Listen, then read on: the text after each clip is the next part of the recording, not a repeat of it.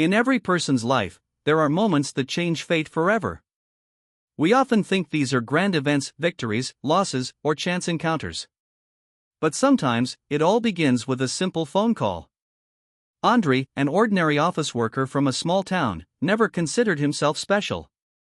In his early 30s, his life moved in a steady rhythm: 9-to-5 workdays, quiet evenings behind a laptop, rare gatherings with friends on weekends. Everything was predictable, almost too predictable.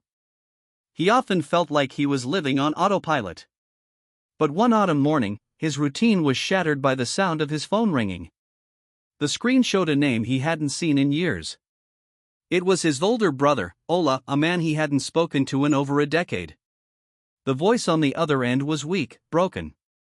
"Andriy, I need your help. It's a matter of life and death." Andriy froze. 10 years of silence. Years of unresolved fights, unnecessary pride, and distance. And suddenly, those words. He didn't ask for details. He only said, "I'll come."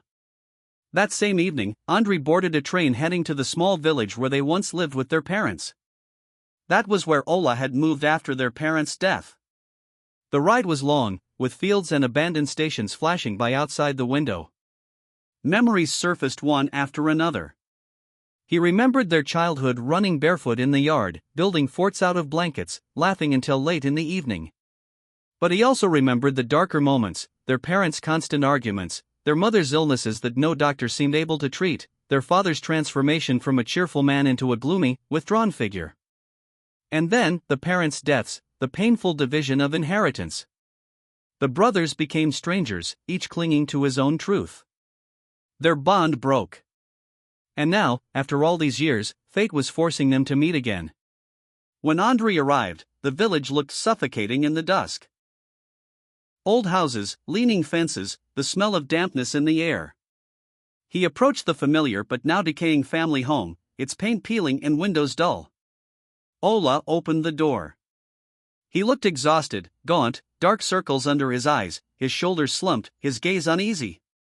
Andriy immediately sensed this wasn't just tiredness. Something was deeply wrong.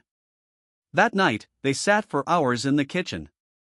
Ola spoke in fragments, often falling silent, as if afraid of his own thoughts. He confessed that strange things had been happening in the house. At first, he thought it was just nerves; after all, he lived alone, in silence. But over time, the events became too obvious to ignore. "I see shadows," he said. "I feel like I'm being watched. At night, footsteps, whispers. Objects disappear and reappear somewhere else." Andriy listened in disbelief. He was always rational, skeptical. But deep inside, he recalled something: this house had always felt strange. Andriy stayed with his brother for several days. He tried to reassure him, explaining everything logically: stress, anxiety, self-suggestion.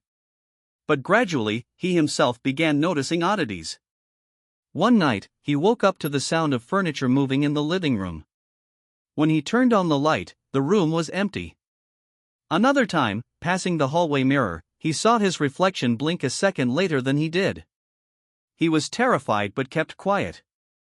He didn't want to feed his brother's fears. Everything changed when Andriy found an old journal in their father's chest. Among simple notes about weather, work, and daily life, he came across lines that froze his blood. "We should never have left this house to the children. This place is cursed. It drains strength, mind, and even life itself." Andriy reread those words over and over. He remembered their mother's constant illnesses, their father's slow descent into silence and gloom. And now Ola. The same symptoms. The truth revealed itself that night. Andriy awoke to strange whispering. At first, he thought it was a dream. But no, the sound was real, low and steady, as if coming from beneath the floor. He walked into the hallway and saw Ola. His brother stood motionless, facing the wall. The moonlight cast long shadows across the room. "Ola," Andriy whispered. But his brother didn't respond. When he stepped closer, Ola slowly turned around. His eyes were empty, glassy. His face twisted into an unnatural grimace, lips moving soundlessly, repeating words that made no sense. Andriy grabbed him, trying to snap him out of it. In the struggle, both fell to the floor. At that moment, one of the old boards cracked open beneath them, revealing a narrow cavity. When Andriy shone his phone's flashlight into the gap, his heart nearly stopped. Bones. Dozens of them. Not one person, but many. The next day, they called the police. Excavations confirmed the truth. The house stood on top of an old burial ground. The villagers had kept the secret for decades, burying the past under silence.